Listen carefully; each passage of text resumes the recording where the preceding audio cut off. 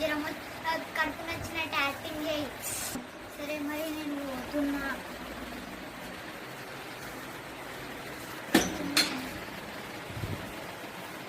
అరే మరి నేను కూడా ఇప్పుడు వండుకుంటా, మళ్ళీ మమ్మీ వచ్చి